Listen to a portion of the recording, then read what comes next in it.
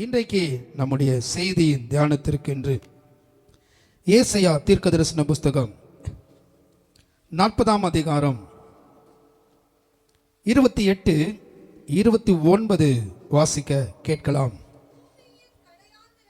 பூமியின் கடையாந்தரங்களில் சிருஷ்டித்த கர்த்தராகிய அநாதி தேவன் சோர்ந்து போவதும் இல்லை, இளைப்படைவதும் இல்லை.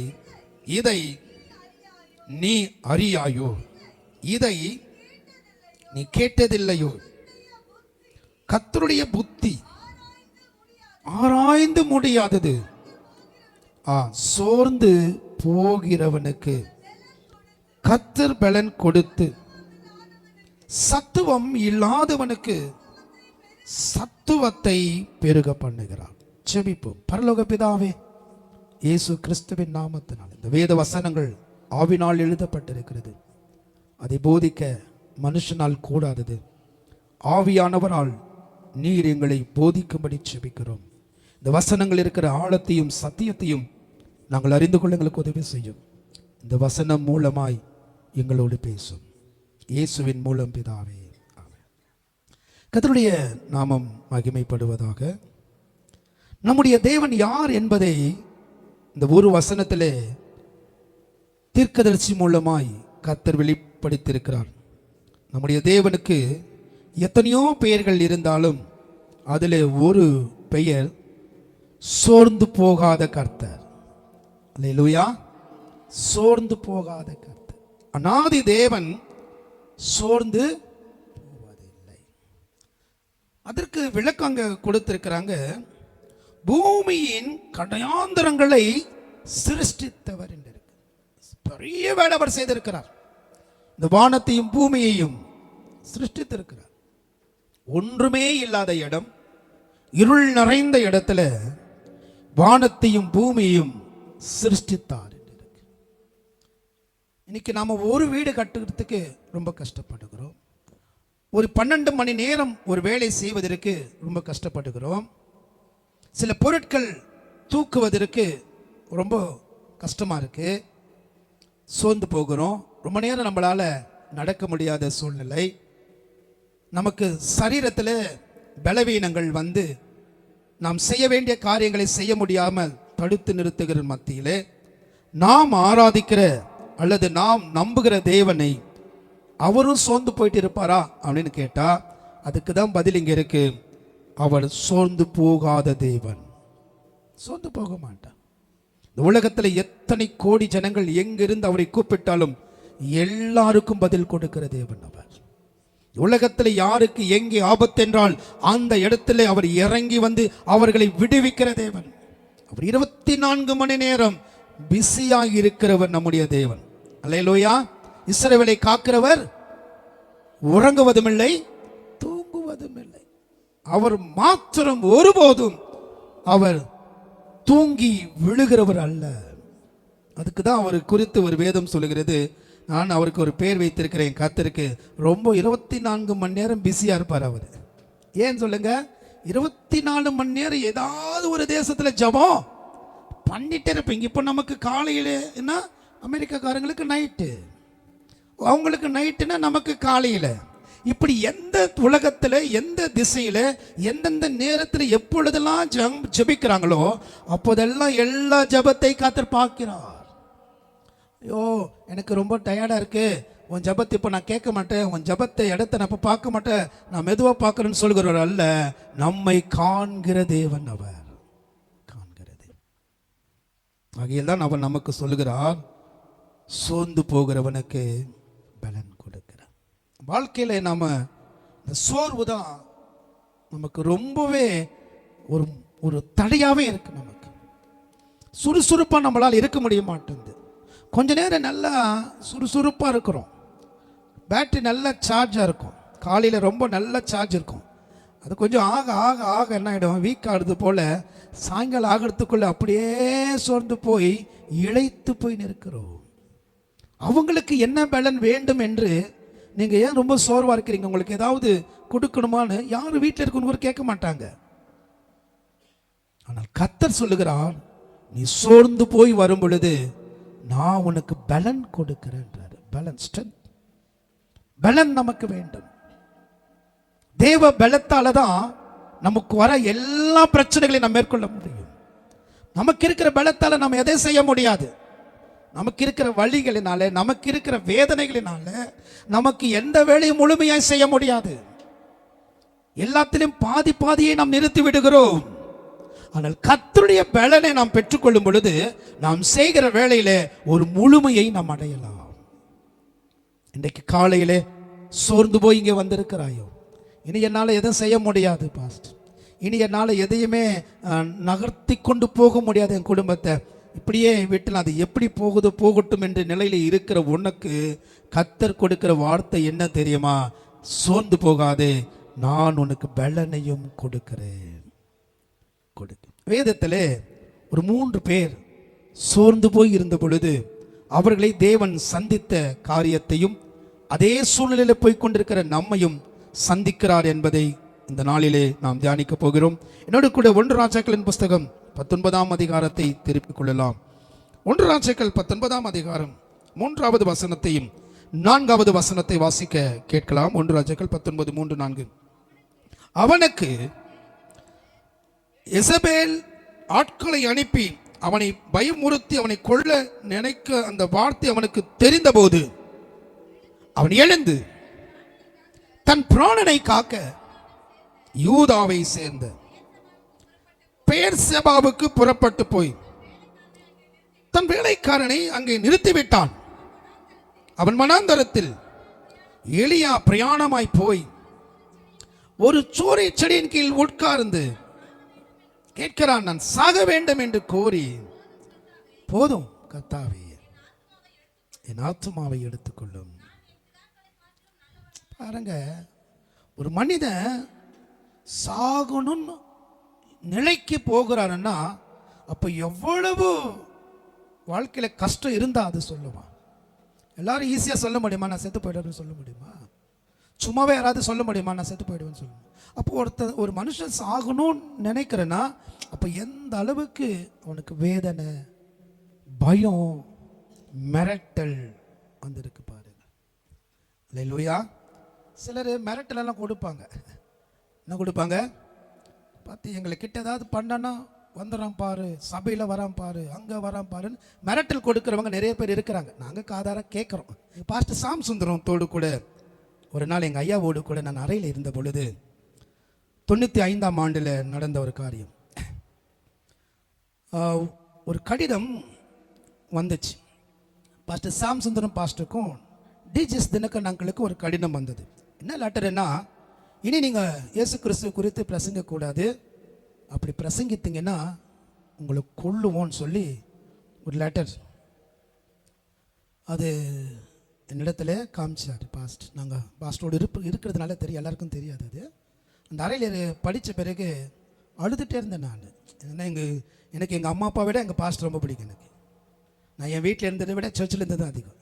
அதனால் எனக்கு இப்படி ஒரு அவ்வளோ அனுபவம் எனக்கு இல்லை. 96, 97 ஒரே அழுக. ஒரு ஏன் மேன் அழுகுறேன்னாரு. ரொம்ப என்ன ஐயா அந்த மாதிரி எழுதுக்கு ரொம்ப ஆக்ரோஷமாக எப்படி ஐயா? அப்போ அவர் சிம்பிளாக ஒரு வார்த்தை சொன்னார், மேன் தேசத்துக்காக எவ்வளோ பேர் ரத்த சாட்சியாக மறிக்கிறாங்க. ரத்த சாட்சினா கொள்றாங்க. அதில் சொன்னார், ராஜீவ்காந்தி கூட தான் அப்போது பயங்கரமாக இஷ்யூஸ் அது. அவர் நாட்டுக்காக அவ்வளோ பாம்பு பிளாஸ்டாகவே சேர்த்தாங்க. இயேசுவுக்காக நான் சாக ரெடினார். இயேசுவுக்காக நான் சாக அன்றைக்கு எனக்குள்ளே போட்ட அந்த விதை இன்னைக்கு வரைக்கும் எரிந்து கொண்டிருக்கு. இயேசுவுக்காக வாழ மாத்திரமல்ல, சாகவும் நான் ஆயத்தம். எலியா சோர்ந்து போயிருக்கிறான். எலியாவினுடைய நிலைமை பார்த்தனா இப்போ அவன் தனிமையை உணர்கிறான். அவனை பலப்படுத்தவோ அடுத்த கட்டத்துக்கு அவனை கொண்டு போவதற்கு யாரும் இல்லை. நீ நினைக்கிறாய், நான் சோர்ந்து போய் சூறை செடியில உட்கார்ந்து இருக்கிறேன், நான் சோர்ந்து போய் என் கட்டில நான் உட்கார்ந்து இருக்கிறேன், நான் சோர்ந்து போய் என் அறையில நான் ஒதுங்கி இருக்கிறேன் நினைக்கிறாய். உன்னை தேடி வருகிற கர்த்தர் அவர். நீ எந்த இடத்துல சோர்ந்து போய் உட்கார்ந்து இருக்கிறாயோ, எந்த இடத்துல சோர்வோடு கூட புசிக்காமல் தண்ணீர் குடிக்காமல் கவலைகளினால வேதனைகளினால பயத்தினால நீ கவலைப்பட்டு இருக்கிறாயோ, உன்னை தேடி வருகிற தெய்வம் அவர். எலியாவை தேடி கர்த்தரே சென்றார். சபையே, தேவ பிள்ளையை நீ நினைப்பதற்கு ஒன்றை யோசித்துக்கொள். நான் எந்த நிலையில் இருந்தாலும் என்னோடு கூட அவர் இருப்பார். அக்கினி இறக்கி கத்த தெய்வம் என்று நிரூபிக்கிற இடத்திலும் அவர் இறங்குவார். ஒன்றுமில்லாத சூழ்நிலையிலும் இறங்குகிற கர்த்தர், எல்லா சூழ்நிலையில நமக்காக யுத்தம் பண்ணுகிறவர் அவர். சொந்து போகாதீங்க. சொந்து போனால் சத்ருவு சந்தோஷப்படுவார். இசபேல் ரொம்ப சந்தோஷப்பட்டப்பான். என் கண்ணுக்கே இல்லாம ஓடிட்டான், செத்து போயிடுவான். என் மிரட்டலுக்கு அவன் பயந்துட்டான், என் கடிதத்துக்கு அவன் பயந்துட்டான். ஆனாலும் கர்த்தர் நல்லவர், கர்த்தர் நல்லவர். மனுஷன் நிந்தைகள், மனுஷனுடைய அவமானங்கள், மனுஷனுடைய இகழ்ச்சியான காரியங்கள் ஒன்றையும் எலியாவை சோர்வுக்குள் கொண்டு வந்தாலும் அதிலிருந்து பாதுகாக்குகிறவர் கர்த்தர் இருக்கிறார். சொந்து போனவனுக்கு பலன் கொடுக்கிறார். இப்போ அவனுக்கு பலன் ஆகாரத்தை கொடுக்கிறார், தண்ணீரை கொடுக்கிறார், எல்லாவற்றையும் கொடுத்து அவருக்கு சொல்லுகிறார். 7வது வசனம் படிங்க. கர்த்தருடைய தூதன் எழுந்திரு. கர்த்தர் சோர்விலிருந்து எழும்பி வா, சோர்ந்து போகாதே. இன்னைக்கு எந்த சோர்வினால, யாருடைய வார்த்தையினால, எந்த பிரச்சனையினால, எந்த கடன் நிமித்தம், எந்த காரியத்தை நிமித்தம் நீ சோர்ந்து போயிருக்கிறாயோ, அங்கே இருக்க வேண்டிய நபர் நீர் அல்ல. அங்கிருந்து நீ எழும்பி பிரகாசி. நீ பிரகாசிக்க வேண்டிய வாழ்க்கை, உனக்கு ஒரு பிரகாசமான வாழ்க்கை உண்டு, உனக்கு ஒரு எதிர்கால வாழ்க்கை ஒன்று உண்டு என்பதை நீ மறந்து விடாதே. நினைக்கிறாய் இங்கே இந்த சூறைச்செடியிலே நான் மறித்து விடுவேனோ, இந்த சூறைச்செடியிலே நான் ஒன்றுமில்லாமல் போய் விடுவேன் என்று நினைக்காதே. ஒரு நாள் உன்னை மறுபடியும் உலகத்திற்கு கொண்டு வந்து உன்னை ஆசீர்வதிக்க அவரால் முடியும். உன் செடியின் வாழ்க்கைக்கு, சோர்வின் வாழ்க்கைக்கு ஒரு முடிவை கர்த்தர் கொடுப்பார். சோர்ந்து போகாதீங்க.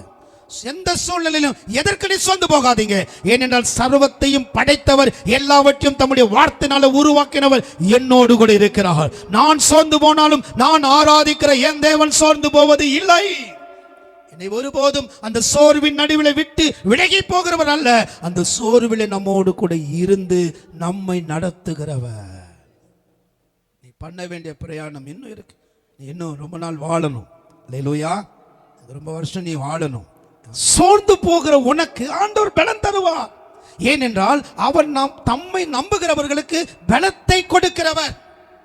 நீ எந்த இடத்துல உட்கார்ந்து இருக்கிறையோ நீ எழும்பு. ஃபர்ஸ்ட் அது ஜெப இடமா மாற்று. புலம்பல் இடம் ஜெப இடமாய் மாறட்டும். யாரோ ஏதோ சொல்லுகிறது அதை யோசித்து நீ குழப்பிக் கொண்டிருக்கிறாய். அந்த குழப்பம் உன்னை சமாதானத்தை உன்னிடத்தில் எடுத்து போடும். அந்த குழப்பம் உனக்கு நிம்மதி இல்லாம பண்ணும். அந்த குழப்பம் உனக்கு சாப்பிட உனக்கு யோசனை வராது. அந்த குழப்பத்தினால் உன்னால தூங்க வராது. அதை கர்த்தர் இன்றைக்கு அகற்றி போடட்டும். வாழ்க்கையில இயேசு ஒரு நன்மை செய்வாராக. ஏனென்றால் சோர்ந்து போகிறவனுக்கு பலன் கொடுத்து சத்துவம் இல்லாதவனுக்கு சத்துவத்தை பெருக பண்ணுவார். அந்த பலன் எப்படிப்பட்ட பலனா பாருங்க. 8ஆம் வசனம். அப்பொழுது அவன் எழுந்திருந்து புசித்து குடித்து அந்த போஜன பலத்தினால் 40 நாள் இரவும் பகலும் ஓரேப் என்னும் தேவனுடைய பர்வதம் மட்டும் நடந்து போனான். உட்கார்ந்த உன்னை எழுப்புகிறவர் தேவன். எங்க என் வாழ்க்கை, என் கதை முடிஞ்சிச்சு என்ன நீ உட்கார்ந்து இருக்கிறையோ அங்கே உனக்கு ஒரு துவக்கத்தை கர்த்தர் கொடுக்கிறார். அல்லேலூயா. உன் வாழ்க்கை சூறைச்செடி அல்ல. சொல்லுங்க, பக்கத்துல பார்த்து சொல்லுங்க, உன் வாழ்க்கை சூறைச்செடி அல்ல. நீ ஓரேபு போகணும். யாருங்க ஓரேபுல இருக்கிறாரு? முச்செடியிலே எழுந்தருளினவர். அங்கே கைகளை தட்டி கர்த்தரை மகிமைப்படுத்தும். மோசே ஓரேபு மலைக்கு வந்தான். தெரியுமா உங்களுக்கு? மோசே ஓரேபு மலை வரும் பொழுது முச்செடியிலே எழுந்து சொல்றாரு, அங்கே அதிசயமான தெய்வம் உண்டு, அங்கே அற்புதங்கள் உண்டு. சூறைச்செடி இருக்கிற வரைக்கும் உனக்கு அதிசயம் நடக்காது. அது எழும்பி வா, அதிசயம் நடக்கும். கவலைப்பட்டு கலங்கி கொண்டு முடங்கி போய் இருக்காதே. முடியல பாஸ்டர், என்னால யோசனை வந்துட்டே இருக்கு. அவங்க பேசுறது யோசனை வருது, அவங்க செய்யறது யோசனை வருது, அவங்க கேட்டது யோசனை வருது. ஆண்டவரே, சொந்து போயிருக்கிறையோ அதுக்கு தான் சபை. அங்கே அந்த சத்தத்தின் நடுவில் ஒரு தேவ சத்தம் வருகிறது. அவசரம் நீ இன்னும் எழும்பி போ. அல்லேலூயா. நீ அங்க இருக்க வேண்டிய ஆள் கிடையாது. சூறைச்செடி உண்டு கிடையாது. உன்னை சுற்றிலும் அக்கினி ரதங்கள் எரிந்து கொண்டிருக்க வேண்டும். உன்னை சுற்றிலும் தேவ மகிமை இருக்க வேண்டும். உன்னை சுற்றிலும் கர்த்தருடைய பிரசன்னம் இருக்க வேண்டும். கர்த்தர் இன்னைக்கு தரணும். நீ இருக்கிற இடம் அந்த அக்கினி சோலையா மாறணும். இத்தனை நாளும் தெரியாததுக்கு வருகையில சொல்லுகிறாரு, எலியாவை சுற்றிலும் அக்கினி. இன்னைக்கு பயத்தை சுற்றில் இருக்கிற நீ சோர்வின் சுற்றில் இருக்கிற நீ சொல்லணும், அவைகளை சுற்றிலும் நான் இல்ல, என்னை சுற்றிலும் அக்கினி ரதங்கள் இருக்கிறது. கைகளை தட்டி கர்த்தரை மகிமைப்படுத்துவோம். என்னை சுற்றிலும் தேவ மகிமை இருக்கு, என்னை சுற்றிலும் மகிமையின் பிரசனம் இருக்கு, என்னை சுற்றிலும் பரலோக மகிமை இருக்கிறது. ஆகையால் தான் தைரியமாய் நீ சொல்லலாம், நான் இனி சோர்ந்து போக மாட்டேன். பாடலை பாடலாமா? சோர்ந்து போகிறவனுக்கு பலன் கொடுத்து சத்துவம் இல்லாதவனுக்கு சத்துவத்தை பெருகப்படி. இன்னைக்கு நீ சோர்வில் வந்திருந்தாய், உனக்கு இனி சோர்வுக்குள்ள நீ இல்லை, தூதர்கள் நடுவிலே அக்கினி ஜோலையின் நடுவிலே நீ இருக்கிறாய். இன்னைக்கு ஒரு சத்தியத்தை நீங்கள் அறிந்து கொண்டிருக்கிறீர்கள், உன்னை சுற்றிலும் சோர்வுகள் இல்லை, அது நடுவிலே அக்கினி ரதங்களிலே நான் இருக்கிறேன். எதுக்குன்னா பறந்து போவதற்கு. அந்த ரதங்களில் ஏறி எப்படி பரலோகத்துக்கு எளிய பறந்தது போல உன்னை அந்த சூழ்நிலையிலிருந்து வெளியே கொண்டு வருவார், வெளியே கொண்டு வருவார். சோர்ந்து போகாதிருங்க. உன்னை அந்த நிலையிலிருந்து உன்னை லிஃப்ட் பண்ண தூக்க கர்த்தர் கரமே உன்னை தேடி வரும். நீ இருக்கிற இடத்துல இருந்து உன்னை அப்படியே வெளியில கொண்டு வந்து உன்னை தப்புவிப்பார், நீ தப்புவிப்பார். இரண்டாவதாக இயேசு கிறிஸ்து கரையிலே நிற்கிறார். சோர்ந்து போய் ஒரு மனிதன் வருகிறான். லூக்கா 5ஆம் அதிகாரம் 2ஆம் வசனத்தை வாசிக்க கேட்கலாம். அப்பொழுது கடற்கரையிலே நின்று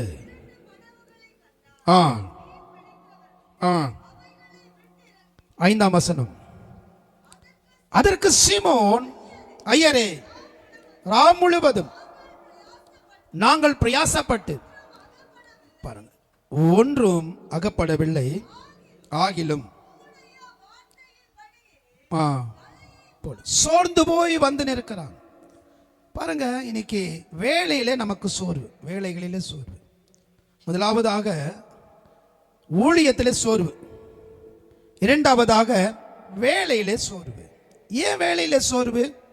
இன்னைக்கு இருக்கிற வேலைகள் பார்த்தீங்கன்னா, பைபிளின் படி பார்த்தீங்கன்னா வசனம் சொல்லுகிறது, அவர்கள் அதிகாலையிலே இருட்டோடு வேலைக்கு போவார்கள், சூரியன் அஸ்தமிப்பதற்குள்ளாக மாலைக்குள்ளாக அவர்கள் வீடு திரும்புவார்கள். நீதிமொழிகளிலே நாம் அப்படிதான் வாசிக்கிறோம். அந்த காலத்தில் பேதுரு பண்ணார், ஐடி ஒர்க் பண்ணார் பேதுரு. அல்லேலூயா, சோத்திரம். எல்லாம் பண்ணி சோர்ந்து போய் நிற்கிறான். இவனுக்காகவே இங்க ஒருத்தர் காத்திருக்கிறார். சபையே, நீ எந்த நிலையிலிருந்து நீ வருகிறாய் என்பதை என் கர்த்தர் தூரத்தில் அறிவார். அந்த மனுஷன் ராத்திரி வலை போட்டும் பொழுது பிதா இயேசுவுக்கு சொல்லியிருக்கிறது, நீ போய் கரையில நில்லு, ஒரு மகன் வருவான், அவனுக்கு அற்புதம் செய், அவன்தான் உனக்கு உண்மையான சீஷனாய் இருப்பான், மறுதலித்தாலும் அவன் மூலமாய் தேவராஜ்யத்தை கட்டுவேன். யார் ஆண்டவர் அழைச்சார்? மீன் பிடிக்கிறவனை கர்த்தர் அழைச்சார். அல்லேலூயா. இன்னைக்கு கர்த்தர் சொல்கிறாரு, உன் வேலையிலே நீ சோர்ந்து போயிருக்கிறாயோ? எவ்வளவோ வேலை செய்யறோம் பாஸ்டர், கையில கொஞ்சம் தான் வருது, சில வேளையில் அது கூட இல்லாமலே போயிடுது.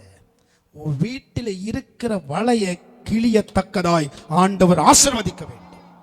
ஜெபம் பண்ண, ஆண்டவரே, என் வாழ்க்கையில நான் எவ்வளவு பிரயாசப்படுகிறேனோ, எவ்வளவு மணி நேரம் நான் வேலை செய்கிறேனோ, எப்படி ஒரு உலகத்தான் 2 மணி நேரம் ஓட்டினா அதுக்கேற்ற பணம் கொடுக்கிறானோ, 5 மணி நேரம் ஓட்டினா அதுக்கேற்ற இன்க்ரீஸ் பண்ணி கொடுக்கிறானோ, மனுஷனால கொடுக்க முடியுமெனா நான் உழைக்கிற உழைப்பிற்கு எனக்கு ஏன் நீ தர மாட்டீர்? ஜெபம் பண்ணணும். வேலை செய்கிற நீங்க வேலைக்காக செபியுங்கள். இன்னைக்கு இருக்கிற இன்னும் ஒரு 5-6 வருஷத்துல இந்த ஏஐ வந்துச்சுன்னா எல்லா கம்பெனி எல்லா வேலை க்ளோஸ் தான். பேதுருவின் படகு வெறுமையா இருக்கு, அவன் கொண்டு வந்த வலைகளும் வெறுமையா இருக்கு, அவன் கையும் வெறுமையா இருக்கு, எல்லாமே எம்டி தான். எம்டியா இருந்து சோர்ந்து போனவனுக்கு கர்த்தர் சொல்றார், என் வார்த்தையை கேட்டா உனக்கு அற்புதம் நடக்கும். அல்லேலூயா. இவருக்கு என்ன தெரியும்? இவர் ஒருவேளை தச்சனாச்சு, இவர் ஒரு சாதாரணமான மனிதனாச்சு, மீன் பிடிக்கிறதுக்கு இவருக்கு சம்பந்தமே இருக்காது. ஆனா சம்பந்தமே இல்லாத படிப்பு படிச்சவங்களுக்கு ஆண்டவர் அற்புதம் செய்வார். அல்லேலூயா. உனக்காக புதிய காரியத்தை செய்கிறவர் அவர். கர்த்தரை தேடுகிற நீ அறியாததும் உனக்கு எட்டாததுமான பெரிய காரியத்தை செய். உன் நினைவுகள் என் நினைவுகள், உன் வழிகள். பேதுருவே, நீ நினைக்கிறான், பா இவ்வளோ மீன் வந்துச்சு, இவ்வளோ கிடைச்சிச்சு சொன்னாரு, ஆண்டவர் எல்லாம் விட்டுட்டு வா, எல்லாத்தையும் என்ன பண்ணாரு? சில வேளையில கர்த்தர் நல்லா ஆசீர்வதிப்பாரு, நல்லா கொடுப்பாரு, சில வேளை ஊழியத்துக்கு அழைப்பார். அதற்காக ஐயோ கர்த்தர் எனக்கு நல்ல ஆசீர்வாதம் கொடுத்தாரு, நல்லா வச்சிருக்கிறாரு, அப்படி இருந்தா இல்ல, அவர் சித்தத்தின்படி வாழ்வதற்கு உன்னை அழைக்கிறார். சோர்ந்து போய் வந்தவனுக்கு மறுபடியும் கொஞ்சம் பலன் கொடுக்கிறாரு சொன்னா, ஏற்கனவே ராத்திரி எல்லாம் தூக்கலப்பா, எனக்கு ராத்திரி எல்லாம் நான் கண் விழித்து இருக்கிறேன், இப்போ மறுபடியும் போக சொல்றியா? ஆண்டவர் கொடுக்கிற பலத்துல போனாதான் கர்த்தர் லகுவாய் உனக்கு நடக்கும். ஜெபம் பண்ணாம போனீங்கன்னா எந்த காரியமும் உனக்கு லகுவாய் நடக்க வேண்டியதையும் கடினமா மாறும். ஜெபம் பண்ணி போனீங்கன்னா கடினமானது லகுவாய் மாறும். ஆமென் சொல்லுங்களேன். அல்லேலூயா. ஏன்னா அவர் சொல்லுகிறாரு, ஆண்டவரே என் வலையை நான் நம்பல, என்னுடைய திறமையை நான் நம்பல, என் படையை நான் நம்பல, உங்க வார்த்தையை நம்புகிறேன். வானத்தையும் பூமியும் உண்டாக்கினது எல்லாம் அழிந்து போகும், இதில் இருக்கிற ஒரு உறுப்பும் அழியாது. சபையே தினமும் ஒரு வார்த்தையை கர்த்தரிடத்தில் கேட்டு பெற்றுக்கொண்டு அந்த நாளை நடத்துங்க. பேதுருவின் மேல் பெரிய விருப்பத்தை பரலோகமே வைத்திருக்கிறது. உன்னை குறித்தும் கர்த்தர் ஒரு திட்டம் வைத்திருக்கிறார், உன்னை குறித்து கர்த்தர் ஒரு நோக்கத்தை வைத்திருக்கிறார். நீ படுகிற எல்லா பிரயாசத்தின் பலனை நீ அனுபவிப்பாய். அல்லேலூயா, அல்லேலூயா. பேதுருவுக்கு கிடைத்த அந்த சந்தோஷம் அவன் உழைப்பினால வந்ததல்ல, தேவ பலத்தினால் வந்தது. வேதம் சொல்றது, ஐஸ்வர்யத்தை சம்பாதிக்கிற பலத்தை நான் உனக்கு தருவேன். எங்க இருக்கு தெரியுமா? அது உபாகத்துல இருக்கு. ஐஸ்வர்யத்தை சம்பாதிக்கிற பலனை கர்த்தர் உனக்கு தருவார். பக்கத்துல பார்த்து சொல்லுங்க, ஐஸ்வர்யத்தை சம்பாதிக்கிற பலன். ஐஸ்வர்யம் நீ கேளாததை கொடுக்கிறது. நீ கேளாததை, நீ எதிர்பார்க்காததை, நீ ஒண்ணுதான் விதை போட்டிருப்ப, அதுல 1000 மடங்கு பெருக செய்கிறவர். ஆகையால் தான் வேதம் சொல்லுகிறது, சம்பளத்துக்கும் ஐஸ்வர்யத்துக்கும் உள்ள வித்தியாசம் என்ன தெரியுமா? ஈசாக்கு அந்த தேசத்தில் விதை விதைத்தான், கர்த்தர் அவனை ஆசீர்வதித்தான், அவன் வர வர ஐஸ்வர்யவனாய் மாறினான். அல்லேலூயா. வர வர என்னவா மாறினான்? பணக்காரனா மாறினான்னு என்ன அர்த்தம் சொல்லுங்க, எனக்கு தெரியாது. பணக்காரன், பணக்காரன் என்ன சொல்லுவாங்க இங்கிலீஷ்ல? பணக்காரன் ரிச். ஐஸ்வர்யத்துக்கு என்ன சொல்லுவாங்க? ரிச், ரெண்டுமே ரிச். ஆனா எனக்கு பொறுத்த வரைக்கும் ஐஸ்வர்யம் வேற, பணம் வேற. கர்த்தருடைய ஆசீர்வாதம் ஐஸ்வர்யத்தை கொடுக்கும், அதோட வேதனை கிடைக்காது. இன்னைக்கு வேலை செய்யறான், பணம் கிடைக்குது, சேர்த்து வேதனையும் கிடைக்கிறது. அதுக்கு தான் கர்த்தர் அவர் ஆசீர்வாதம் என்ன தெரியுமா? நீ பிரயாசப்பட்டதுக்கு 2 மடங்கு பலன் தருவா. பேதுரு பட்ட பிரயாசத்துக்கு 2 மடங்கு. ஏன் 2 முறை தானே போனா? எத்தனை முறை போனா கடலுக்கு சொல்லுங்களேன்? எத்தனை முறை போன? எத்தனை முறை அது படிக்கிறது நம்ம. பேதுரு எத்தனை முறை போனாலும் அத்தனை முறை பலன் கொடுக்கிறவர். இன்னைக்கு நான் விசுவாசிக்கிறேன், நீ செய்கிற வேளையிலே உனக்கு கர்த்தர் நிச்சயமாய் பலன் தருவார். விசுவாசிக்கிறவங்க கைகளை தட்டி கர்த்தரை மகிமைப்படுத்து. ரெட்டிப்பான நன்மையை தருவேன், இன்றைக்கே தருவேன். நம்பிக்கை உள்ள சிறகுகள் அரணுக்கு திரும்புங்கள், ரெட்டிப்பான நன்மை. நீ எத்தனை முறை கடலுக்கு போவையோ அத்தனை முறை உனக்கு ஆசீர்வாதம் தான். அதுதான் ஆசீர்வாதம். கடைசியாக, ஒன்று ஊழியத்திலே சோர்ந்து போகக்கூடாது. இரண்டாவது, உன் வேலை ஸ்தலத்தில் நீ வேலையில சோர்ந்து போகக்கூடாது. மூன்றாவது, குடும்பத்திலே நீ சோர்ந்து போகக்கூடாது. ரூத் புஸ்தகம் 1ஆம் அதிகாரம், ரூத் 1ஆம் அதிகாரம் 4வது வசனம். இவர்கள் பெண் கொண்டார்கள், அவர்களுடைய ஒருத்தி பேர் ஒர்பால், மற்றவள் பேர் ரூத். அங்கே ஏறக்குறைய பண்ணினார்கள். பின்பு மக்லோன் கிளியோன் என்னும் பிள்ளைகள் மகன்கள் இருவரும் இறந்து போனார்கள். இந்த ஸ்திரீ இழந்து பாருங்க, குடும்பத்தில் ஒரு மிகப்பெரிய சோர்வு உண்டாச்சு. புருஷனும் இல்லை, பிள்ளைகளும் இல்லை. வாழ வேண்டும் என்று வந்தவர்கள், பெத்லகேமிலே இருந்தவர்கள், கர்த்தருடைய சமூகத்தின் ஆசீர்வாதத்தின் அப்பத்தின் வீட்டில் இருக்க வேண்டியவர்கள், சூழ்நிலை கருதி அவர்கள் பிழைப்புக்காக வாழ்வதற்காக வந்தார்கள். கடைசியாக வாழ்க்கையே இல்லாமல் போய்விட்டது. பாருங்க, சோர்ந்து போய் இருக்க அந்த குடும்பம். ஒரு ஆண் துணையே இல்லையே. வீட்டில் ஆண்கள் யார்? சில வீடுகள் நாங்கள் பார்த்துருக்குறோம், ஆண்கள் இருக்க மாட்டாங்க. அப்படி இருந்தால் கூட மனநிலை பாதிக்கப்பட்டிருப்பாங்க. அந்த மாதிரி செய்வினைகள், மாந்திரிகங்கள் பண்ணுவாங்க. பிள்ளைங்க, அப்படி சில ஆண் பிள்ளைகளை பார்த்துருக்குறோம், அவங்க அப்படியே மூளை வளர்ச்சி இல்லாமல் இருக்கிறது நாங்கள் பார்த்துருக்குறோம். சாபமாக இருக்கும். அது ஒரு சாபம் தான். இங்கே இந்த மகளுடைய வாழ்க்கையில ஒரு பெரிய சோர்வு வந்துச்சு. என்ன பண்ணணும்னு தெரியல. முடிவெடுத்தால் மீண்டும் பெத்லகேம் போகலாம். சபையே, தேவ பிள்ளையே, உங்க குடும்பங்களில சோர்வுகள் வரும் பொழுது தேவாலயத்துக்கு வாருங்கள், ஜெபங்களுக்கு வாருங்கள். இங்கே உங்களை போதித்து நடத்துகிற ஒருவர் இருக்கிறார். அவர்கள் எழும்பி பெத்லகேமுக்கு வருகிறார்கள். வரும் பொழுது மீண்டும் அவர்கள் 19ஆம் வசனத்தை வாசிக்க, அப்படியே இருவரும் பெத்லகேம் மட்டும் நடந்தவன். பெத்லகேம் என்றாலே நமக்கு நினைவு என்ன? இயேசு பிறந்த இடம். அல்லேலூயா, அல்லேலூயா.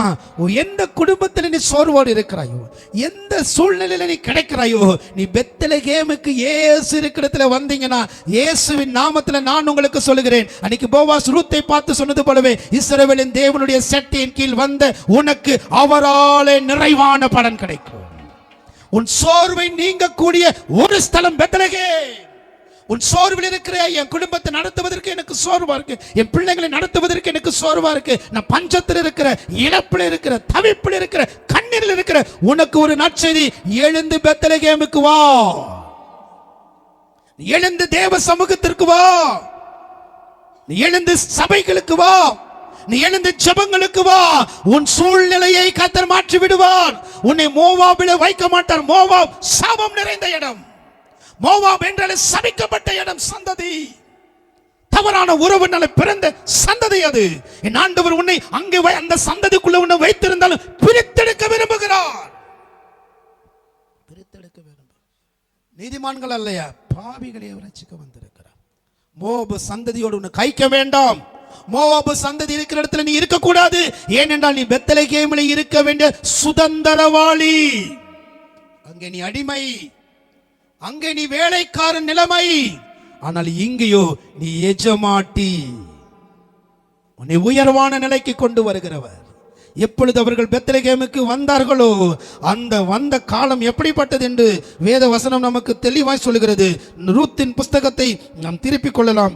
அது 22 முதலாம் அதிகாரம் 22வது வசனத்தை வாசிக்கலாம். சோர்ந்து போயிருக்கிற குடும்பத்துக்கு இப்படி நகோமி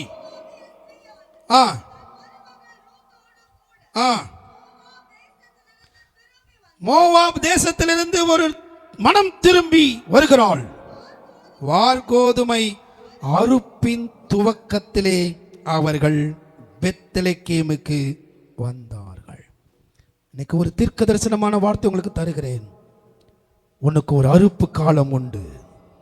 அறுத்ததெல்லாம் அழிந்து போய் வெறுமையான நிலத்தை பார்த்த உனக்கு, உன்னை நான் பெத்லகேமுக்கு கொண்டு வருவேன். கொண்டு வருகிற காலம், நீ வந்த நாள் முதல் உனக்கு ஒரு துவக்கத்தை வைத்திருக்கிறார். அல்லேலூயா. நீ அங்க வந்து எதையுமே நீ நட்ட வேண்டியதில்லை, அங்க விதைக்க வேண்டியதில்லை, நீ அங்க போய் காத்திருக்க வேண்டியதில்லை. உனக்கு வந்த அந்த வயல்வெளியில வரும் பொழுது, அரிக்கட்டுகளை சுமந்து கொண்டு வரும் பொழுது, உன் நிலத்திலிருந்து உனக்கு விதைகள் எழும்பும்.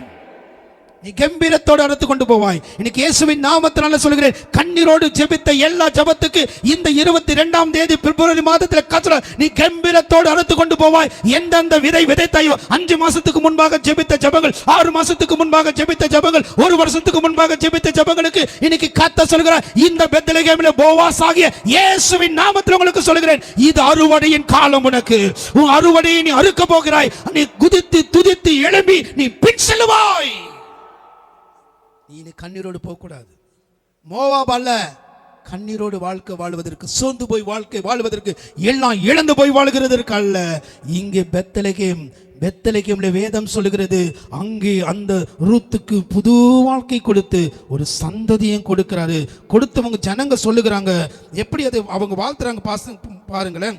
17வது வசனம் 4வது அதிகாரம், ரூத் 4:17. பெத்லகேமில் இருக்கிற அயல் நகோமி 16 வாசிக்கலாம். 16 நகோமி அந்த பிள்ளையை எடுத்து தன் மடியிலே வைத்து அது வளர்க்கிற தாயானால் அயல் வீட்டுக்காரிகள் நகோமிக்கு ஒரு ஆண் பிள்ளை பிறந்தது என்று. ஓ ஹல்லேலூயா. இந்த நகோமி இதுக்கு முன்னாடி என்ன ஸ்டேட்மெண்ட் தெரியுமா கொடுத்தாங்க? யாருக்குமே தெரியாத ஸ்டேட்மெண்ட். இவங்க இப்போ அயல் வீட்டுக்காரங்களுக்கெல்லாம் தெரியாத ஒரு ஸ்டேட்மெண்ட்டு முதல் அதிகாரத்தில் அந்த அம்மா கொடுத்துருக்குறாங்க. 11வது வசனம் கீழே, என் கர்ப்பத்திலே எனக்கு பிள்ளைகள் உண்டாகுமோ. ஆனா இங்க 4 கடைசி சொல்லுகிறது, நகோமிக்கு ஒரு குழந்தை பிறந்தது. நகோமிக்கு நாள் நகோமிக்கு அல்ல, ரூத்துக்கு பிறந்தாலும் சந்ததி அங்கிருந்து உருவாக்குகிறான். நீ எங்க எந்த இடத்துல இருந்து நீ ஜெபம் பண்ணி நீ நடக்காது நினைத்தாயோ, பெத்தேலில் எல்லாம் உனக்கு நடக்கும். அல்லேலூயா. நான் விசுவாசிக்கிறேன். நீங்க எதுக்கெல்லாம் ஜெபம் பண்ணி இதெல்லாம் நீ நடக்க வாய்ப்பில்லைன்னு முறுமுறுத்து இருந்தாலும் சரி, அல்லது முணுமுணுத்து கேட்டாலும் சரி, இன்னைக்கு அதை நிறைவேற்றுவார். அன்னைக்கு சும்மா சொல்லிச்சு ரூத்து கிட்ட, எனக்கெல்லாம் மறுபடியும் குழந்தை. ஆனா வேதம் சொல்லுது, அவள் மடியிலே வளர்ந்தாள். இன்னைக்கு நம்ம எல்லாம் விசுவாசிக்கிறோம், உங்க பிள்ளைகளுக்கு பிள்ளைகள் பிறந்து அவங்க பேரன் பேத்திகளை உங்க மடியில நம்ம மடியில வளர்க்கிற அளவுக்கு கர்த்தர் நமக்கு தீர்க்காசியை கொடுப்பார். விசுவாசிக்கிறவங்க கைகளை தட்டி கர்த்தரை நாம் மகிமைப்படுத்தும். உன் பிள்ளைகளுக்கு எதிர்காலம் நிச்சயம் உண்டு.